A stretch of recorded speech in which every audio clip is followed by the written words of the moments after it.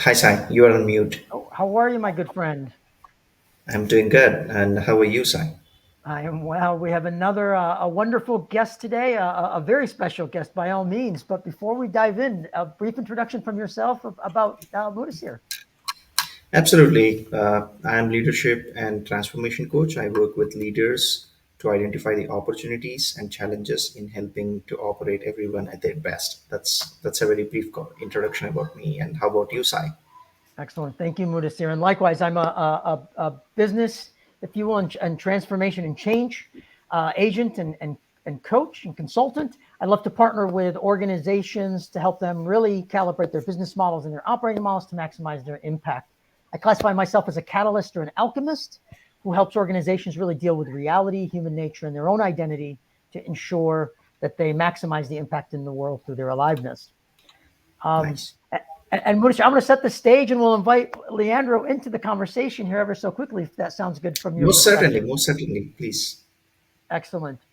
So, so the gentleman that we have with us today, Leandro, a brilliant individual. I stumbled upon him many, many years ago, and I truly say stumbled. And some of the words that he echoes are key, if you will. He talks about going beyond the fashion, the academic, and the consulting stuff around change. He talks about change being an internal epidemic, if you will. A brilliant soul. The statement that caught me and hooked me forever and made me fall in love with this fine gentleman. He said a consultant that can't facilitate visceral and sustainable cultural change in 6 months is not worth the money. And quite honestly, that is something that I have lived with my whole career. If I say it in the most blunt terms, if you think you Mhm. understand change and have not encountered viral change or Leandro and this brilliant man, you fundamentally don't understand change in my book. Yes, that's a bold statement, but it's that simple to me. Very, very key individual. A few more comments before I invite the Yes, Leandro in. please. He says he's an organizational architect. Mm-hmm. Likewise, Mm-hmm. he says I have some reputation for not telling people things just because they want to hear them. And most definitively, Leandro says it the way it is. Deals with the reality of the situation. He has a tremendous background, and he also essentially, I'm sure we'll get into it, a psychiatric background as well as where he started. The most brilliant, if you will, Leandro Herrera to join us. Welcome, my good friend. Welcome. Welcome, Leandro. Thanks very much. I don't know what to say now. That's close to overwhelming. Thank you. It's a pleasure to be here. It's a pleasure to be here with you. We've been connected for many, many years, pre-pandemic, post-pandemic, post-pandemic, whatever it takes us. And again, a pleasure to be here. Thanks for your very kind words. Thank you. Thank you, Leandro. So my good friend, as much as I've painted a picture, the question that lurks on people's mind: who is Leandro? In Leandro's own words. Oh my God! Okay, that's a serious question, almost a transcendental question. I mean, existential question. I'm a human being, for a start. Born in Spain, lived in Spain for many years, and qualified in medicine, and then in psychiatry, and practicing psychiatry in Spain for many years. Then I moved from Spain to the UK. That was about 32 years ago. And I've been working then. I left clinical practice and I've been working in the pharmaceutical industry, in drug development for many years. And then it's always in technical positions, but in reality, my interest was not much the technical side, but the organizational side, which didn't make myself completely popular all the time because I was supposed to be the scientific person, and really the science were hundreds of many people around me much better than me to do the science than myself. And then about 22 years ago now, I think it is, we created with my partner Caroline the Chalfont Project, which is a consulting group which mainly based in Europe, certainly myself in the UK, but with people in all parts of continental Europe and somewhere else as well. But we are now growing into something a little bit more. And it's an organization that is dedicated, as we call ourselves, and you have alluded to that many times. We call ourselves organization architects. I couldn't find, or we couldn't find, a better way to describe what we are. We build organizations. Okay, we don't build themselves our own on our own. We need people to do that, but we are building Mhm. building things, building a structure. It's not necessarily about fixing things, it's about building things, which is a different thing. So the architect builds.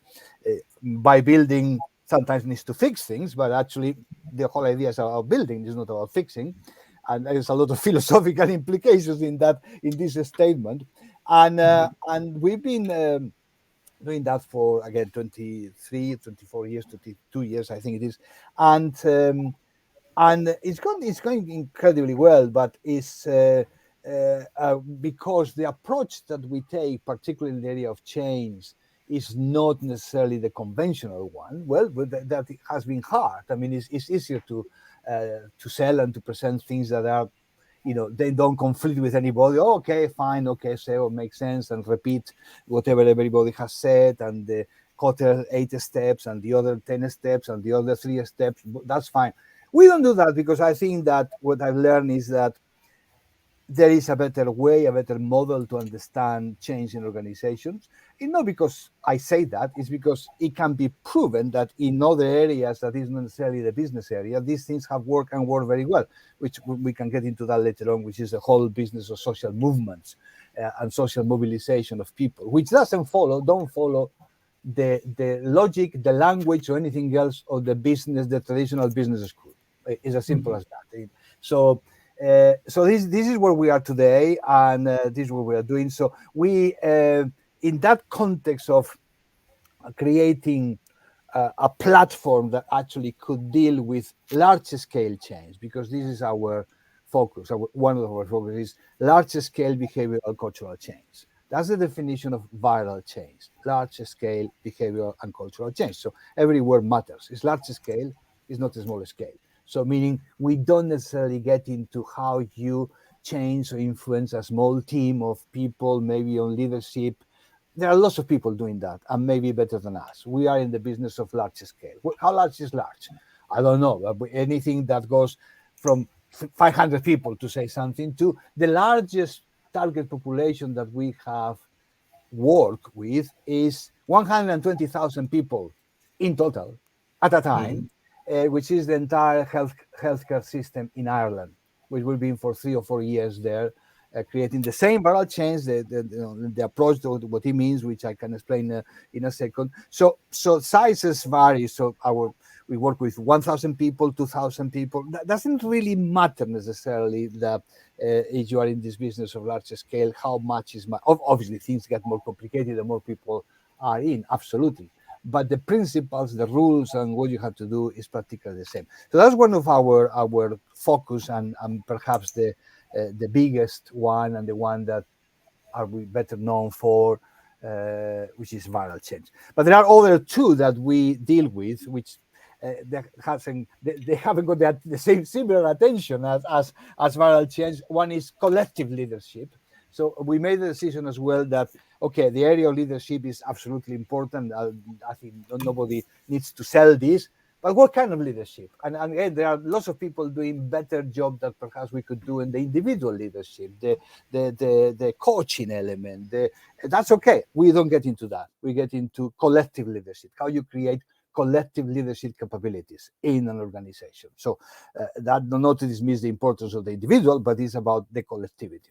And the third one, or the first one, depending on how you order the whole thing, is the creation of structures, that I say, that create what we call remarkable organizations, which is, so what kind of design of an organization is the one that is most appropriate for. And here, again, the difference perhaps is that in many other approaches, there is also a preconceived idea. Okay, this is the organization that. And we say, well, I don't know. What I want to know what kind of organization is needed, and then we will figure out what it looks like. If I start with the idea of this is how it's going to look like, then it has to be a holacracy or has to be something else. Well, then That's the end of the conversation. Why to bother to discuss anything when it's already been fixed? So we start from what kind of components and ingredients you need to have to create something that is going to make sense for you, and you may be small, medium size, or whatever it is. So these three arms define viral chains, the collective leadership, and what we call enabling designs. That's the title that we have. Are the three arms where we navigate with my team across the world, and this is where we are today. This is where we are today. Great. That's a perfect backdrop. Thank you, Leandro. Mudasir, have a thought or a question? Yeah, certainly. And thank you, Leandro, for your introduction. And you essentially helped us to understand what organizational architects as well as vital change is all about briefly. So, what gets to my mind, and the next question is, what has surprised you the most, or the surprising elements that you come across while you have been working with clients? That's a long list. Top three, So maybe? Top two, top three? okay. No, it's a very good question. Actually, a very good question. So surprise. I don't know what to call surprise, but certainly in the spirit of what a surprise may be, is a learning which I learned very early in the process. We call my team is probably fed up of hearing me and listening to me saying suspend judgment, suspend judgment, suspend judgment. I mean, you don't know what's going to be, because in the sense that organizations that on paper I would have said not in a million years we are going to work with these guys, because Okay. they are in a different territory. They are very hierarchical, or whatever it is. Then we work with them, and surprise, surprise, actually it's very doable, and it works very well, and we have tremendous successes there. Similarly, organizations that perhaps on paper have said, oh, that's going to be easy because these guys are agile and they are there already, so they seem to speak the language and understand it. And then you get into that, and actually there are lots of barriers and pushback and everything. So suspend judgment. You don't know what you're going to get into that, and that's it. It's a very important approach, I think, because there is so much using the same term I used before. I'm using this a lot these days. Preconceived ideas. These people are very hierarchical, top down. They don't want to hear about nothing. They are military operation. So if you start like that, well, you wouldn't get anywhere. But actually, some of the people who believe that, actually, they themselves believe themselves, unfortunately, that they are with that. They may not be the case. They may not be as hierarchical and the rest and they think. And similarly, people who say, no, we are not like that, then you get into that and you think, well, it's an incredible hierarchical system here hidden that is even toxic, but doesn't look from outside like that. So again, that's the surprise is that we are in a moving target, and the predictions that perhaps 10 years ago anybody would have that now they are not there. I mean, let alone the learnings from pandemic and post-pandemic and everything else. Everything is upside down. So whoever comes today with a prescription of anything, I would be very careful of taking the prescription, even if it sounds incredibly good and sexy, because prescriptions, they are easy to create. The question is whether they are going to work in real life and they're going to do what we are supposed to do. So that's probably the summary of the surprises, all the unexpected elements and things like that. A second fine surprise, and there are lots of them, but a second surprise is that surprise maybe is not the word, but what I would call the unintended, unexpected consequences of what we are doing. So so you start saying, well, this is viral changes, large scale behavioral and cultural change. For some reason, it's not just for the sake of it. Has to be a reason to do that. The reason usually is that the organization wants to change their culture, and sometimes the word culture is used. Sometimes it's not. It's just we want to be more agile, more strategic, less of that, more of that. Looks like a Christmas supermarket list. We want that and the other, and a bit of the other, a bit of the other. Okay, that's fine, but that's culture. So okay, so whether you wanted to know, and many people want that, and that's the reason to do that. But again, I would go back to suspend judgment and the because what happens is that yes, you do that, yes, you are successful, thank you very much, but there are lots of extra things that you didn't anticipate that come up. And in the old days, we would have kind of dismissed that and say, well, that was not in the objective. So, okay, congratulations, good luck, that's what it is. And now we are saying, really? This is as important as what we didn't intend to do. So, for example, things like pride, pride of doing something and the other. We don't have any project that starts with pride. No, nobody is hiring us to say, this project is about creating pride.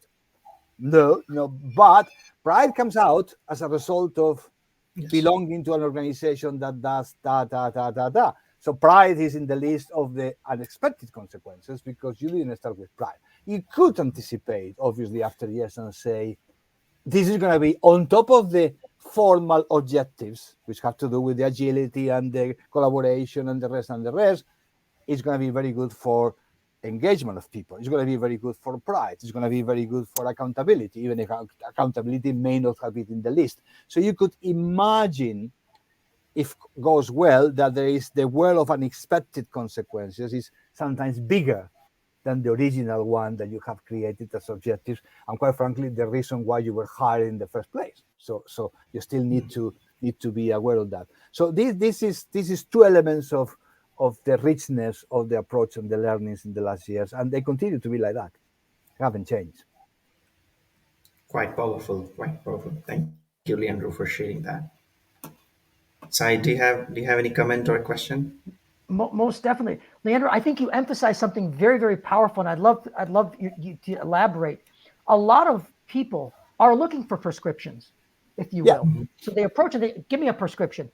What are your thoughts, and how do you approach to kind of help them pierce through that challenge of asking for a prescription, kind of get them beyond it, my good friend? It's not really rocket science. It's a dialogue with the client and with the sponsors and whoever is there about about we can expect and do together, and also get them a little bit in the minds of being flexible for what is coming there. Yet there is a structure on what we do. So the beauty of parallel change, just highlighting a little bit the question, is that there is a very clear structure on what we do, which is largely invisible for many people. So we don't go around saying this is parallel change, this is how we organize, so communication to the entire organization, that's what we're doing. No, the organization sees the peer-to-peer element that people are doing, sees that there are behaviors that have been put it on the plate. So they see some kind of leadership that has changed or we want to change. All of that is viral change, but we don't say, well, we are selling you viral change. Right? Viral change is what we call a mobilizing platform, which is what it is. So it's actually all of our projects will have a title or something. So I don't know, doing that and creating remarkable organizations, for the sake of the argument, comma, powered by viral change. So what we create is the power by saying, okay, we don't solve your problems. We create the structure and the ability to address that, whatever they are, but with a logic and an algorithm logic that we know is going to work because it's been working for many years, and also because it taps into universal laws on how individuals react and work together in groups at larger scale. So that I haven't invented that. This has been there for many years, but the traditional business organization has said, I don't know, that's nothing to do with us. We have our HROD, we know how to do that. You do workshops and then more workshops and then more workshops, and then you bombard people with information, and we know that doesn't work, but you still don't want to listen. So when people listen, they start thinking, okay, what's the alternative? Yeah, there are alternatives. So in the case of viral change, we say, don't stop doing that, the communication. Nobody's saying it's wrong. What I'm saying is that the only thing you do? You are going to run out of steam, out of bodies, and out of ideas very soon. So it's going to last a semester. And by the way, you're going to tap into the first 200 people in the organization, and you're telling me that you are 2,000. So what are you going to do with the other 1,900? Meaning that when you show the limitations of the top-down systems, which we call World One in one of my books, then people understand that there is an alternative. And the alternative, or the supplement more than alternative, is the bottom-up, scale-up of something, which in our world is behaviors. So we are very behavioral based. So we say, okay, what behaviors do we want to have in the system? That one, that one, that one. Okay, first of all, then we need to have a granular understanding of this, because otherwise we'll be just words. So the first thing we do is to translate the words into something that is very concrete, that people can like or dislike, but it's clear that we are talking about that. As an example, if the currency that we are talking about, for example, is we want accountability, ownership, and entrepreneurship. That doesn't mean absolutely anything to anybody. Sorry. Mhm. And I make myself very unpopular, because what do you mean by that? I mean that nobody knows what that is, because your concept of accountability and mine is completely different. So unless we agree on what we are talking about, we are embarking ourselves into a big project of changing something, and everybody's going to go in different directions. And that's what we've seen for many years happening. So there's a need to be very specific and very granular on the kind of, we call, currency that you want to go around the organization. So that's the behavioral side.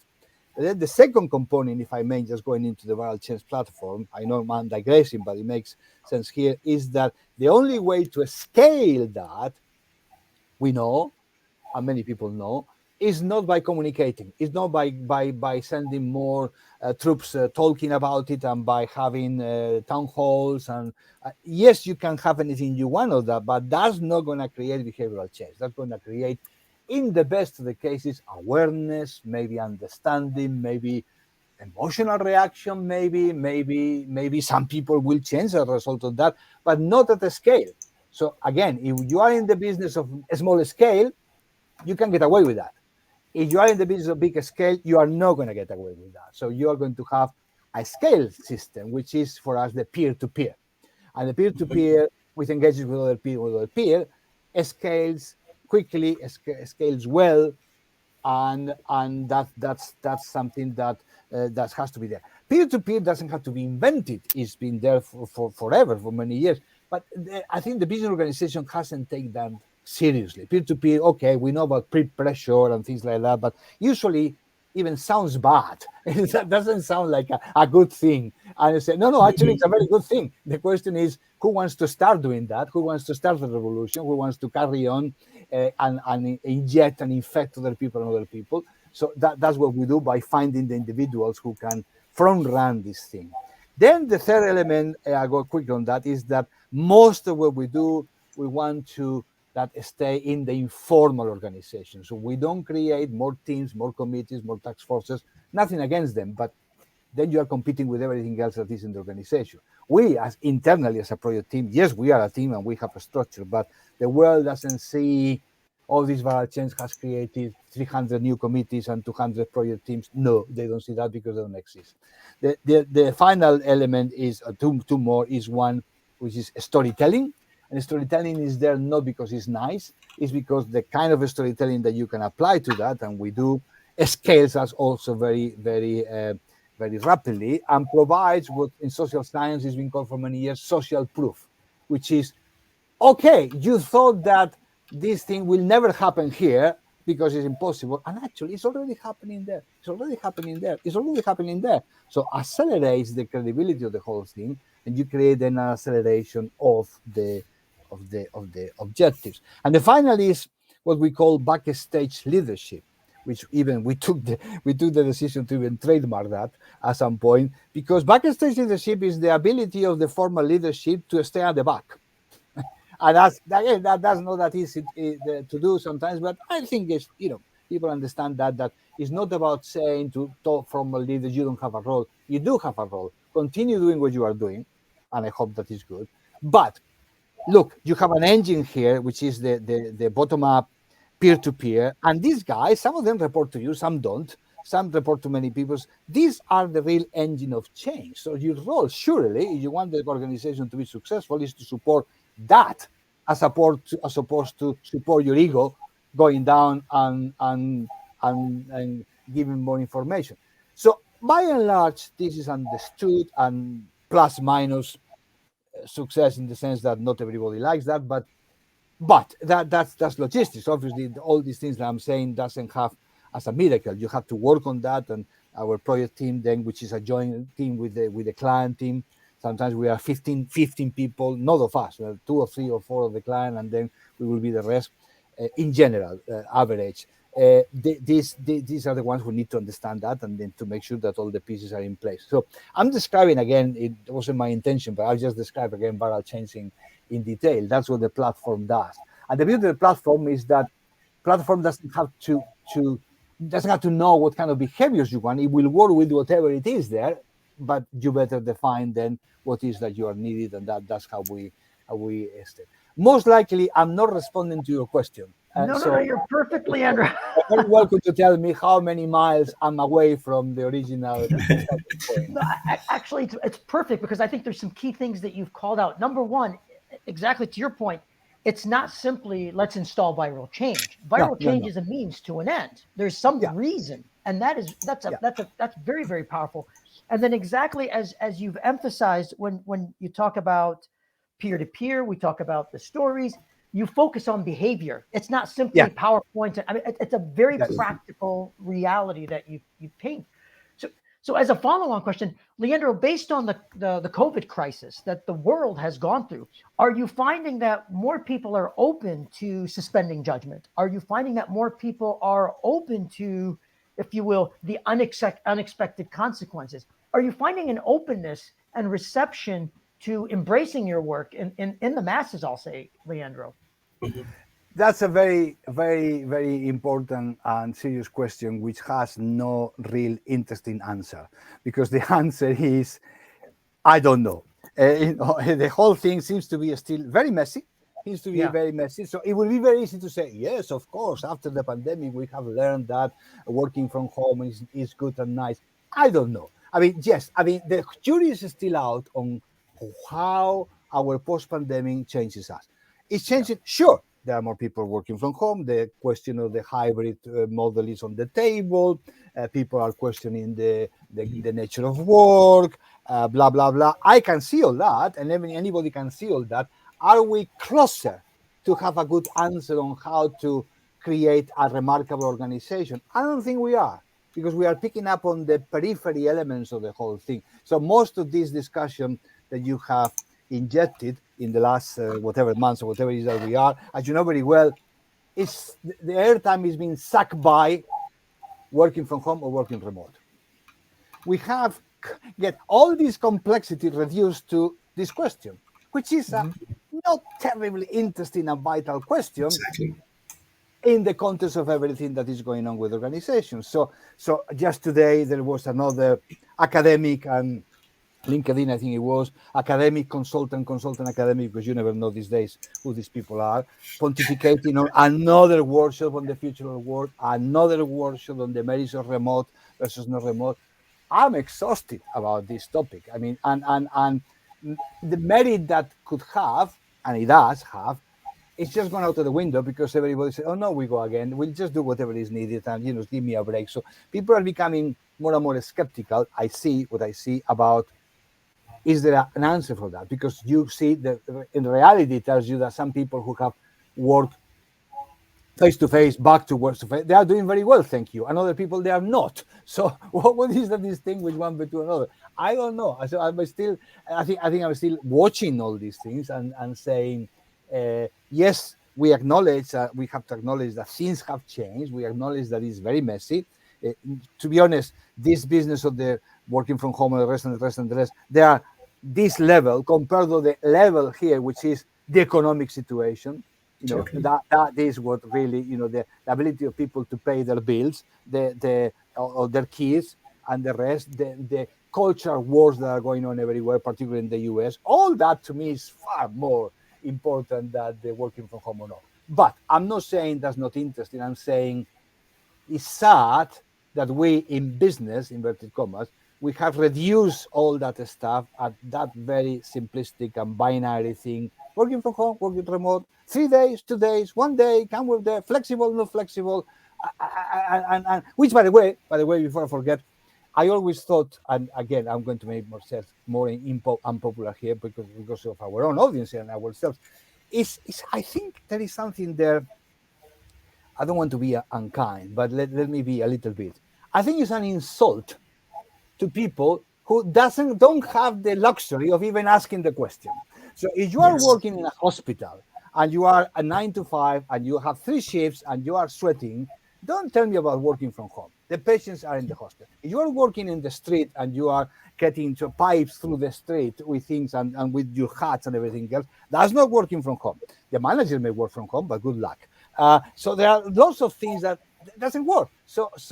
But of course, that's not our usual experience of work. Work for us, people, is what we are doing now. Mhm. We're sitting in front of a computer. We get a screen. We chat. We laugh. We bring minutes and zooms and the rest. And that's work. No, that's not bloody work. I'm sorry. That's a very particular view of the work. I mean, there are my neighbors here. Most of them they are not in this meaning. Let's be sensible that there are lots of people that don't even fit into the model, let alone trying to answer the question whether one thing is good for the other. So I find it a little bit arrogant, to be honest, on the Mhm. business arena that say, well, this is the important. Yes, sure, it's important if you are there. Of course, it's important for you to know whether you can do one thing or another.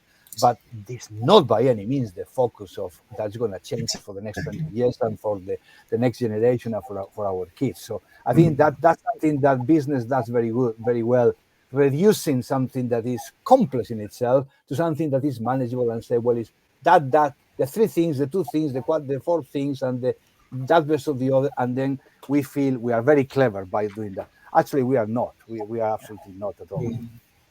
Exactly. Exactly. And Words then of while wisdom, we are on Leandro. this, Words of wisdom. Forgive me, Mudassir.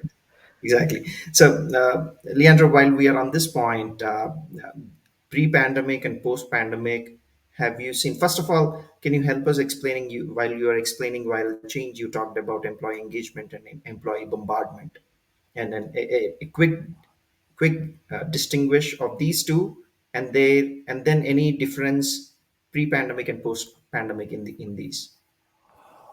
Good question. I don't know whether it's a difference because people have been still equally bombarded top down, whether it was pandemic in the middle of the pandemic or post-pandemic. The only thing that changed was the channel.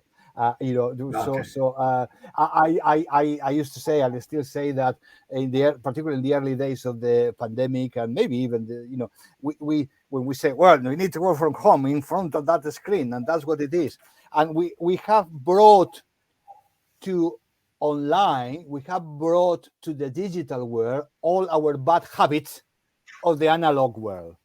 We Hmm. just changed the channel, Mhm. but actually, our meetings continue to be equally complicated, equally 1, 2, 3. Even worse because now you have to have an agenda, obviously, beforehand and on a screen to follow 1, 2, 3. So everything that even in the other world was a little bit more flexible and say, well, we'll have. I mean, some people maybe more than others. The pandemic just almost brought a kind of military operation that's what you have to do and be on the screen for 7 hours and 8 hours with the kids and the rest. So uh, um, that discussion hasn't finished. So the bombarding is still being there, Mhm. and you know, uh, is anything wrong with that? No, in the sense that you can do that in 20 different ways, and there are companies that in a clever way. At the end of the day, is how I get a message to the employee that is going to resonate, is going to click, is going to is to mobilize that employee. Blah blah blah. You can go for hours trying to qualify that, but that's the whole idea. And so the short answer for many people is a question of channels. That is better Mhm. than the other. So it's a channel thing, it's a pipe thing. Well, okay, sorry, but we have to be a bit more sophisticated. Okay, so the next thing, oh no, it's not, it's the content. Okay, so now the content, the clever people have to say, well, that's the kind of content and stories. So all the advertising agencies and communication companies have a ball because content is now what seems to matter. Actually, what nobody's talking about is about the recipient, is the person who receives this tsunami and say, what am I going to do with that? And that hasn't changed at all. I mean, it has changed. The channel has changed. The content has perhaps changed, but the tsunami continues to be there, and that well, again, it's very early, still early to say. To know what is going to work on that. A tsunami, if I may say, that not only is a tsunami, is a tsunami of, dare I say, of arrogance. If I Mhm. use this, I may use this term before, because assumes that that piece of incredible good communication, incredible good sophisticated channels, the messaging is going to be good for everybody, Yeah. and that's arrogant. So you have the population here, you target population, for example, your company, and say, yeah, that's the message. Boom. You will not survive 5 minutes in the social political arena by having one single message going to everybody. You don't talk to a 60-year-old in the same way that you talk to a 25-year-old. You don't talk to a mom that comes back from maternity leave in the same way that you talk to somebody who is older and has been for many years. This is called, not to be invented, segmentation. Mhm. Business organizations knows zero about segmentation. They don't want to hear because it's a complication. I mean, obviously, it's easier to have one single message, one single thing top down. Absolutely, it's easy for management, but we have clients who are in a manufacturing operation and they are leading with a machine, and they get message from the CEO talking about esoteric concepts like purpose of something and the other thing and the other thing, and no wonder that people scratch their head and say, here we go again. This is the next top-down communication theme from the top, and it's still Wednesday, so let's see what happens next. Of course, people don't pay attention because we never click with what the individual want to hear. Even the simple age segmentation is not there. Of course, I'm generalizing. You're going to say, or people are going to say, no, in our company we do segment.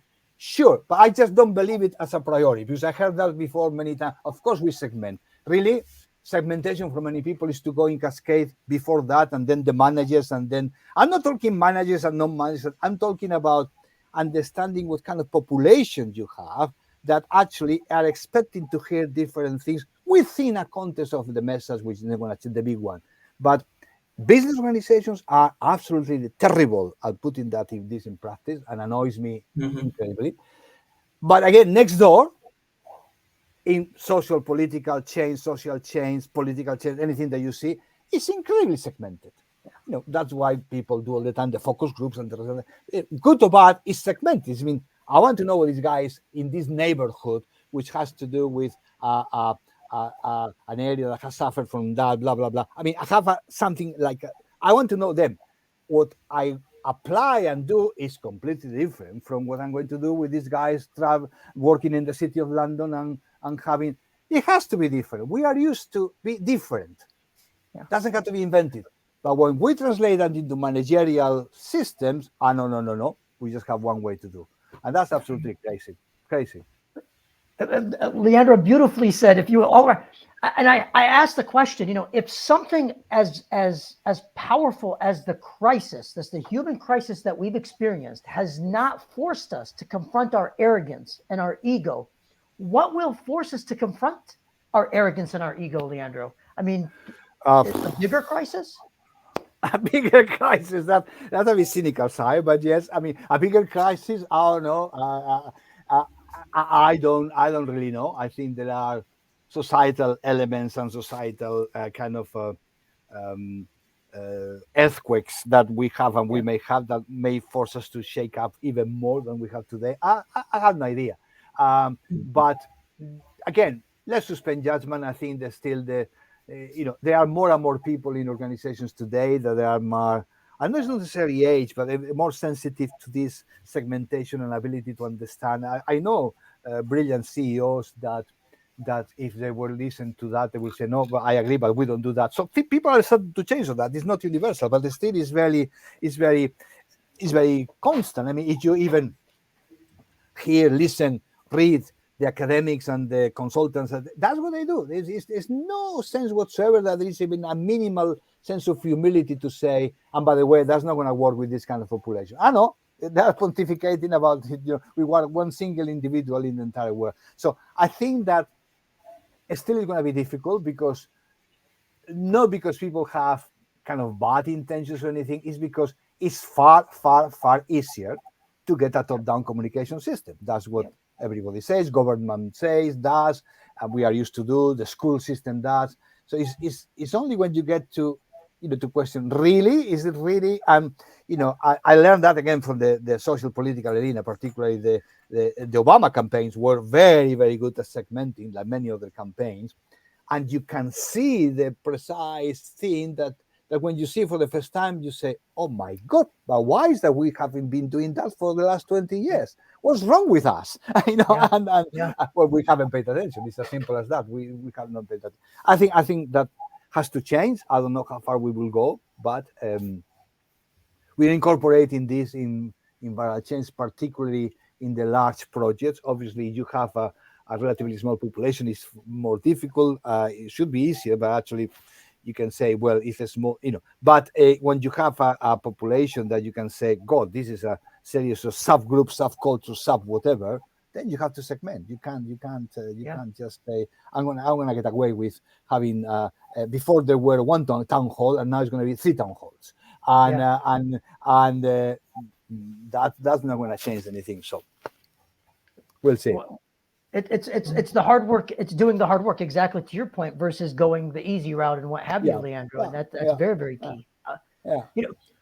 You know, one question that I have to tell you, every client I've worked with has heard of viral change. To be very open, because it works wonders, and and not heard of it precursor after they've experienced the impact of some of the things that you've mentioned, and then they say, well, this can't be invented from thin air. And I always say, well, read Leandro's book and you'll learn more.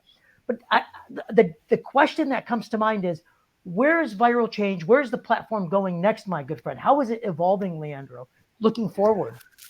The way it's evolving is in these elements of as we said just 5 minutes ago, of sophistication in terms of the better target, better segmentation, better um, better management of the leadership population that we have, that sometimes in the past we've been a bit naive and say, well, they will understand that and will help us, but actually hasn't happened. So there's a lot of things to polish in the way we've been doing that, and this is happening today and happen more and more.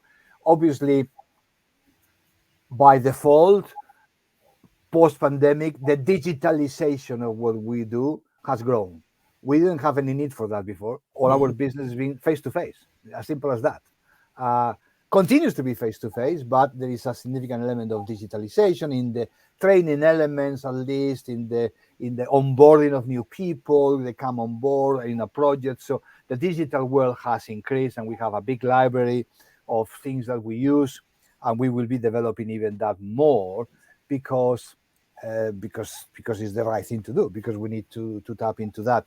So that's the thing. Geographically, we've been very, as I said at the beginning, very focused on Europe because it was the logical thing to do. I think we need to explore other places, particularly now because the digitalization is very high. So we've been having lots of conversations, as an anecdote, with New Zealand many years ago. And years ago, everybody took for granted, nah, it's not going to happen here because they are not going to come from New Zealand. and the reality is, you are right, we are not going to come from New Zealand. So what can we do? And the answer was not much, because everything is.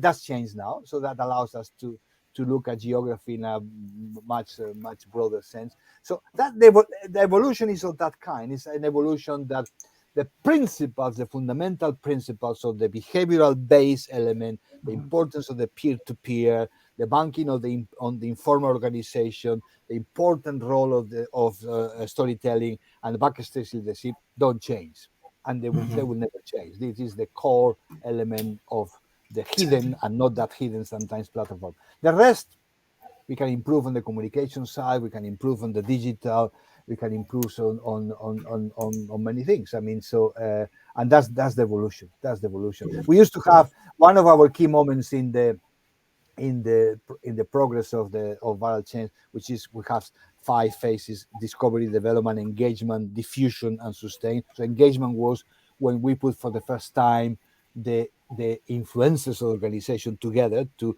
train, to teach them, to say, can you help us, etc., etc. That used to be systematically at least a 2-day face-to-face boot camp somewhere. Very successful, because obviously you have the emotions, you have it's a group effect, etc. Most of that during the pandemic didn't happen. So still we had boot camps, but they were like that, like we are doing here now. So we learned how to do that as well, but it's never gone as well as the face to face.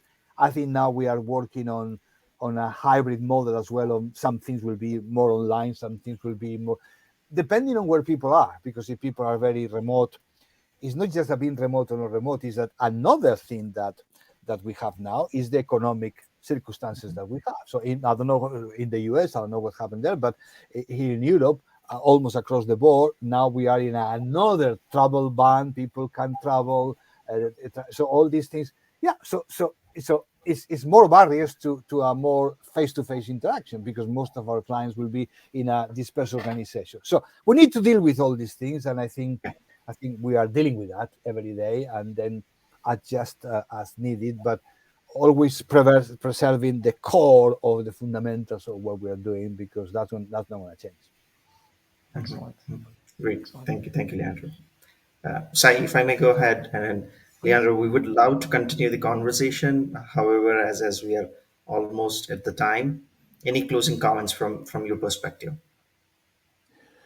Um, I don't know. I mean, yes. I mean, there will be lots of comments probably, but I think we covered quite a lot. To be honest, I think that the Yes. the I think people like you who have this great ability to understand the complexity of the work and the complexity of working with clients, which some of them may be in the same line, some of them may not be, and the ability to be prudent and say, okay, whilst I'm not going to be forever trying to, some people understand something that maybe they don't want to understand. On the other side, let's not give up.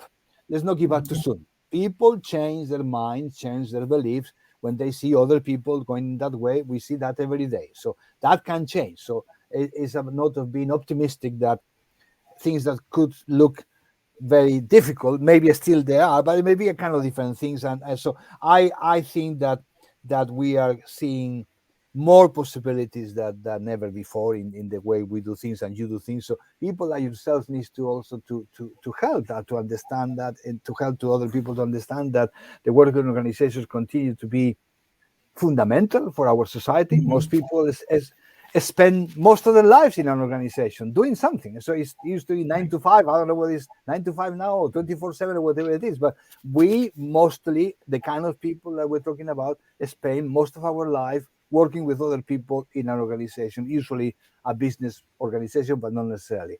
So this is where the good stuff could happen. And this is where the good stuff for society and for the rest could happen. And everything that we do and you do as well has this implication that sometimes we don't think about it because for people like myself, we take for granted. For example, peer-to-peer. Peer-to-peer for us is a given. It's what it works. It's there. We use every day. But actually, we miss sometimes that this is such a fundamental human important thing to do that actually is people getting together agreeing that they are going to do something that is goes beyond the business organization. And one of the unintended consequences that you mentioned before that we had beautiful one actually a couple of examples in the last 2 years and was from um, where was a consultant, there was a contractor that we had that one of our clients organization had, but it was very close that they didn't know anything about chance. About being there, they said, to learn about chance. I think there was a communication agency, whatever. And the best compliment that they gave us is after a year or something that they said, we are applying that to our own life. Yeah. Oh, well, didn't intend that, but it's like say, yeah. I mean, in terms of how we communicate with people, the expectations on the peer-to-peer, the bottom-up element, and not trying to bombard people, we change the way we think and the way we do. So okay, so that wasn't that difficult. We just created a platform, and we've been lucky that these people click with that. This is the beauty of understanding, and I'll stop here now, that everything we do and you do has an immediate objective, a secondary objective, a third order consequence, and a fourth, maybe whatever. Yeah. And we need to understand that actually, maybe by just changing and putting the energy in some elements of the system, other things will change, hopefully for good. So that's very Mhm. different from the traditional view of change management. We'll take you from A to B, and then I'll say goodbye, and here's the bill. Now that is a very different approach. So that Yes. would be my way of closing this. Beautifully said, Leandro. Very, Beautifully very. said. How about yourself, Munasir? Any closing comments from your perspective, Munasir, before I offer a perspective as we close out? Certainly, certainly. And then I liked the way how Leandro, and then I truly appreciate how he helped to see the virtual change practically. A set of non negotiable behaviors and peer to peer networks or engagement with a backstage leadership and storytelling. And these are the fundamentals of viral change. And that struck me a lot. Thank you. Thank you, Leandro. Thanks to you. Thanks for being Excellent. here. Thank you. Thanks very much. Excellent. Excellent. And then how And, about and you, Leandro, Sai? Any closing comments? most definitely. I mean, number one, Leandro, thank you for making the time, and thank you for all you've contributed, because truly you've influenced myself, you've influenced Mudasir, you've influenced many, many people, some that you probably have never heard of course, but believe me, thank you greatly, my good friend. And, people listening to this conversation, Leandro is the real deal. Leandro and all the work is the real deal. And this is wisdom that is grounded in reality. And it is very natural wisdom, exactly as Leandro you've shared. And I love the way that you emphasized we are adding sophistication to it. We're refining it. If nothing else, people should really understand it. Leandro delivers the reality of the situation in such a way that is kind, humane, but at the same time with impact. And as you said, Leandro, you sometimes have the reputation for telling people things not just because they want to hear it, because it's the real thing. So thank you, dear friend. And, please keep up all the incredible work that you do. So thank you from the bottom of our hearts, Leandro. Thanks very much. Thank you. A Thank you. pleasure to be here. Thank you. Likewise. Great Thank you. talking to Take good you. care, my friend. Take good care, my friend. And thank you Thank you. for all Bye. those that have joined us. Until next time. Thank you, gentlemen. Thank you. Bye Thank bye. you.